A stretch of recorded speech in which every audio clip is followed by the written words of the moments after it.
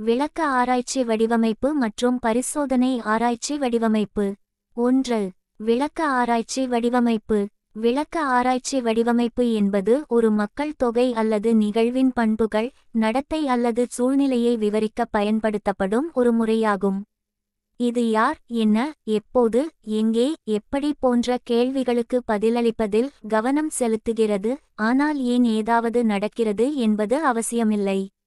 நோக்கம்: தற்போதைய சூழ்நிலை பற்றிய விரிவான தகவல்களை மாறிகளை மாற்றாமல் அல்லது கட்டுப்படுத்தாமல் சேகரிக்க. முக்கிய அம்சங்கள்: உண்மைகளை அவை இருக்கும்போதே ஆய்வு செய்கிறது. மாறிகளை கையாளுவதில்லை. கவனிப்பு மற்றும் விளக்கத்தில் கவனம் செலுத்துகிறது. கணக்கெடுப்புகள், வழக்கு ஆய்வுகள் மற்றும் அவதானிப்பு ஆய்வுகளில் பயன்படுத்தப்படுகிறது. எடுத்துக்காட்டுகள்: ஒரு கல்லூரியில் மாணவர்களின் படிப்பு பழக்கம் பற்றிய ஆய்வு. ஒரு தயாரிப்பில் வாடிக்கையாளர் திருப்தி குறித்த ஆராய்ச்சி. டீனேஜர்களிடையே சமூக ஊடக பயன்பாடு குறித்த கணக்கெடுப்பு. எளிய அறிக்கை படிவம். விளக்க ஆராய்ச்சி வடிவமைப்பு என்பது ஒரு சூழ்நிலை அல்லது நிகழ்வை அது இருக்கும்போதே அதை பாதிக்காமல் விவரிக்கிறது. 2. பரிசோதனை ஆராய்ச்சி வடிவமைப்பு.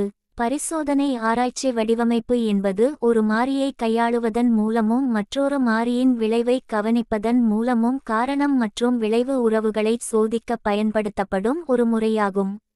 நோக்கம்: ஏதாவது ஏன் நடக்கிறது, ஒரு காரணி மற்றொன்றில் மாற்றங்களை ஏற்படுத்துகிறதா என்பதை கண்டறிய.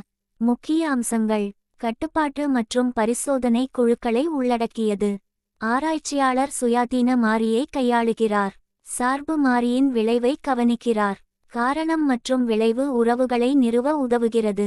எடுத்துக்காட்டுகள்: ஒரு புதிய கற்பித்தல் முறை மாணவர் செயல்திறனை மேம்படுத்துகிறதா என்பதை சோதித்தல். நோயாளிகள் மீது ஒரு புதிய மருந்தின் விளைவை படிப்பது. விற்பனையை எது அதிகரிக்கிறது என்பதை காண வெவ்வேறு விளம்பர உத்திகளை சோதித்தல். எளிய அறிக்கை படிவம். பரிசோதனை ஆராய்ச்சி வடிவமைப்பு மாறிகளை கட்டுப்படுத்தி கையாளுவதன் மூலம் காரணம் மற்றும் விளைவு உறவை சோதிக்கிறது.